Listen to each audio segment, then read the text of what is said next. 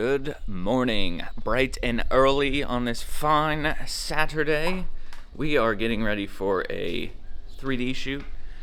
Just a pretty casual thing with a couple buddies, but I was trying to decide last night if I should have gone with the Ultra Phantoms or if I should have gone or should go with the Easton 5.0s. I think I want to go with the Ultras, but what I'm going to do is shoot the Ultras through paper real quick and make sure that my bow is tuned properly for them, because otherwise that's going to lead to a really frustrating day. So let's see, and if it is tuned right, I'm going with the Ultra. Tuning through paper good, so I'm just going to throw on a different dial with a different sight tape on it, and I think we're ready to rock and roll. So this is my 5.0 dial. Great about the HHA sights is I can literally just unscrew a knob here, pop it off, and then I can slide the sight tape for the Ultras on. All right, we got the bow, we got the vinyl harness, we got a couple releases. We are ready to go, so I'll see you there. Let's go. In the mailbox within an hour and a half. Shit and ideas. I wish I knew how to work these phones a little better. Do you really need my face? I got here 3 hours earlier. Spotlight. Sweet. I wish you had colorful fletching so I could see where to shoot.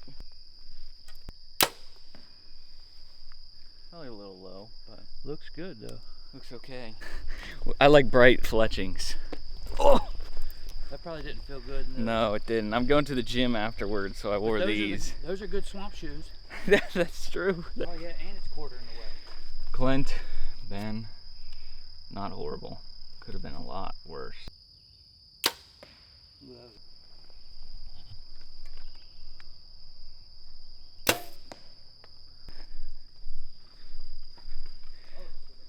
Yeah. Would either of those be a dead turkey? Probably not, unfortunately, but I don't know where to hit a turkey on the body. I don't have enough. Here. I was never archery hunting either. Always gun. Gopher, groundhog thing. I got ripped on one video because I called that bird, that pheasant thing, I called it a pheasant when it's actually a partridge. I was like, in a pear it's tree. a 3D target. Like who cares? Yeah, there you go. Perfect. Yeah, exactly. It blew right through it again. Oh my God, another one that flew right through his face. I got more arrows in the car. That flew right through between his eyes. These arrows do hit hard. Oh man, these are brand new white. Pro tip, if you're at a public 3D range or any archery range, don't shoot broadheads at the target. It just makes for a bad experience for everybody. And also, if it's your Fish and Wildlife agency putting these together, you know they're gonna stop doing that after a while. So maybe just bring your own target for broadheads or do it at home. I'd appreciate it. Yeah, exactly. And I'll lose all my arrows blowing through all these targets. Back a little bit.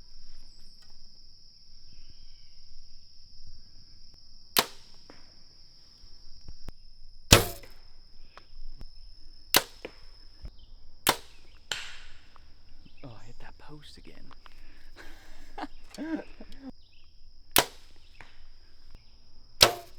Kidding me.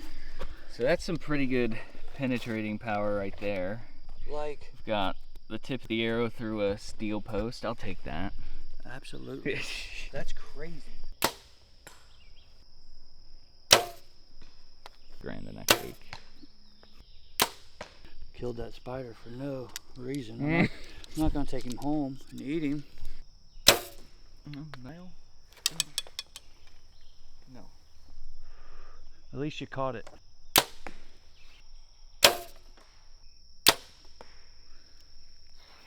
Sound good and solid. Yeah, I think I'm just a little to the right of yours. I don't know. I'll go see it. The world? Why is yours angled like you were shooting from 100 yards? I don't know, that's funny though. It must have like hit and just bend it down or something. I dropped my arm. Maybe that? No, that wouldn't cause that though. I dropped my arm. Yeah, no. That's just my reasoning for hitting low. I think I dropped my Look arm. how many arrows have been in that tree. Yeah, buddy. All right, well, that was a blast. Just something about 3D just gets me going. I just absolutely love it. I'm pumped for Bowfest, which is less than a month away, so just cannot wait for that and trying to get those reps in. Only broke 2 arrows, so not the worst effort. I've done better before, but you know, beggars can't be choosers, right? So I've got to hit a leg workout now. Make sure you guys are getting your physical fitness in. It's really crucial for hunting. I promise, if you're keeping yourself fit, it's gonna translate into mental focus, and it's just gonna help significantly with your shooting and just everything in your daily life. So get your workouts in. And then on the way to the 3D course, I was actually doing a little bit of like road scouting, just kind of seeing a different spot. Marked a bunch of pins that are definitely going to be spots that I'm going to go back and door knock on to see if we can get some permission. But I think later this evening we're going to go glassing and see what we can find, you know, just around kind of where I live, and see if we can find any good bucks, because I don't know, I'm starting to get that itch real bad. So gonna hit this leg workout, probably chill for the rest of the afternoon, and then later this evening we're gonna go glassing fields. So we'll see what we find. Okay, so it's the next day. I ran out of time, family stuff, you know, things happen, but I'm still gonna go glassing. Still really want to get on some good deer and make it kind of my mission for this year. I'm actually thinking about starting a series of just kind of me finding deer, taking inventory of deer, setting out mineral licks, scouting, glassing, kind of all that good stuff. Just kind of go through the whole summer, you know, just my whole whitetail prep. So we'll kind of say this is the first video of that series, and it should be a lot of fun. You know, I'm no expert by any means, and you know, you're probably gonna learn more from my failures than my successes, but I think it'll be really interesting. It's gonna help me learn, and hopefully you too. So anyways, today I need to go out and set out some trail cams, and I'm having trouble taking inventory of these deer. I'm seeing them from probably 400 yards away on the trail cameras. Just can't really get up close and see what I'm really looking at. So I don't want to put corn out, because corn's kind of worthless for a deer, right? It doesn't really give any beneficial nutrients. So I'm gonna try something different and see if they even come to it. Yeah, peanuts. I know I might be crazy, should probably just throw soybeans out there, but this is a farm that is planted in corn right now, so there's not really much of a food source. So I think if I get something with some really like solid crude proteins out there, with like peanuts, and these have a lot of carbs, fats, just a lot of things that are really beneficial for a deer. So done a little research, think they're gonna be totally fine, and I think we might be pretty successful. So we're gonna go set these out, and hopefully it gets us something. All right, so now I need to prep my glassing gear, and I kind of want to show you what I take when I go glassing. A couple things. Mine's gonna be a little different because I'm filming, but you'll get the point, and I think you'll understand kind of what the essentials for me are. All right, so got the peanuts loaded, obviously, but this is what I'm gonna be taking, you know, kind of the whole season while I'm scouting and glassing. So first up is just bino harness with binoculars, right? These are just Vortex binos. I think these are 10x42s. I would probably recommend you get some 10x50s, but 10x42s are just what I have, so that's what I'm using. Then I've got, this is just a Sony a6400, and then I've got a, I think this is a 70 to 300 millimeter lens. That's a Tamron lens, and that lens is nice because it's really just going to allow me to really get some long distance shots without getting up real close to these animals. So that has quite a bit of zoom, and it's just really, I actually really like this zoom. It's a pretty budget friendly lens, but I like it a lot. I have an ND filter on, which I usually don't even need, just because, you know, when I'm glassing, it's usually early in the morning or late at evening. Sometimes early in the morning I will use this filter, but most of the time it's off and I'm just shooting, you know, raw lens. And of course I've got a Vortex spotting scope. I believe this is the Vortex Crossfire. It's the largest version of the Vortex Crossfire. think it's an 80mm lens with, you know, variable zoom on here. Really like it so far. Really clear glass. You know, sometimes in low light it gets a little difficult, but so far I've been really happy with this. But really any, you know, vortex spotting scope you're gonna do all right with. I just try to go with the most zoom you can find, because that's the whole point of a spotting scope. So yeah, right here, camera, spotting scope, binos, and I have a wrench. Well, we got a really nice unexpected rain shower, but it's starting to calm down now. It's about 5 o'clock, so we're still got about 2 hours till we go out and glass. I'm hoping everything is kind of hunkering down and bedded down. I'll go throw these bags of peanuts out, and we'll see what they bring in. I guess a pro to doing this in the rain is that hopefully a lot of my scent kind of gets washed away too. But here's the mineral lick. Had a little bit of action on it, but again, not much. So I'm just gonna throw this around and see if we can attract anything besides some squirrels.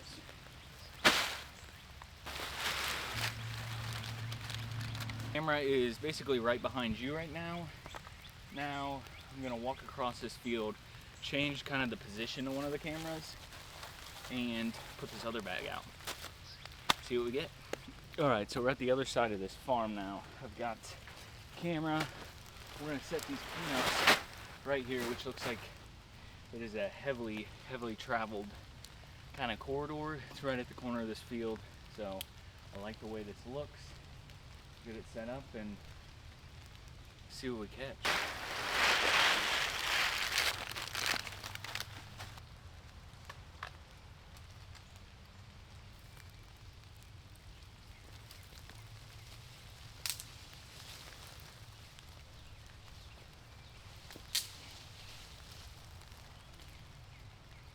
All right, we got that done. Let's go glass.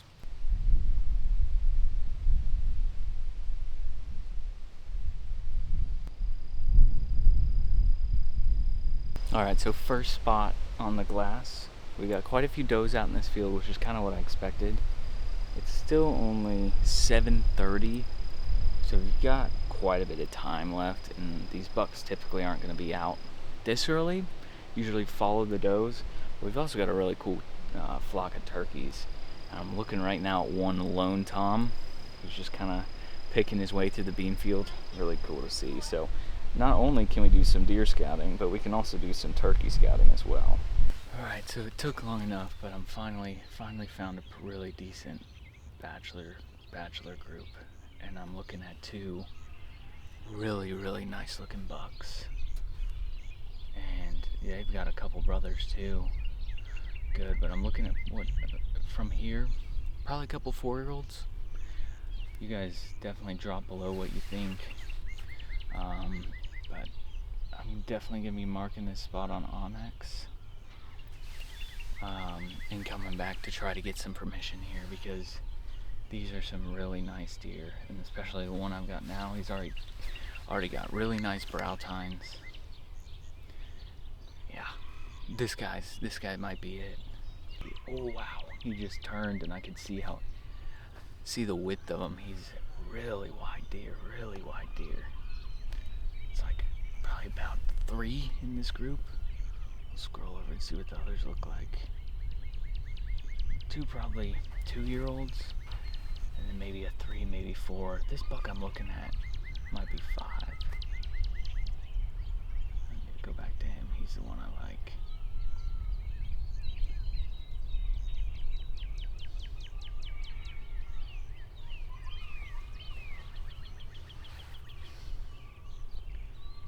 I love velvet deer, or deer in velvet, with their summer coats that are almost red. It's just awesome. This guy just got put on my list. He's going into the woods now. Looks like he could turn into a really nice 8.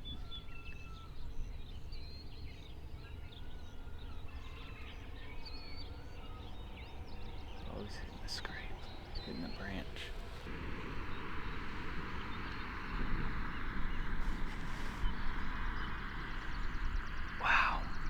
He's got beams that just go crazy high.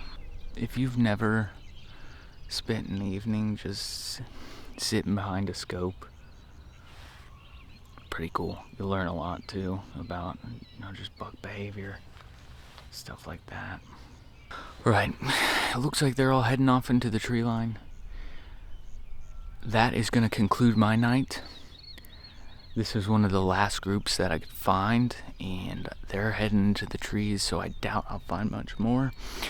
Again, this is going to be the start of a pretty cool series, I think. Just, traveling through the Midwest, Ohio focused, Kentucky focused, and just trying to find deer for this upcoming season.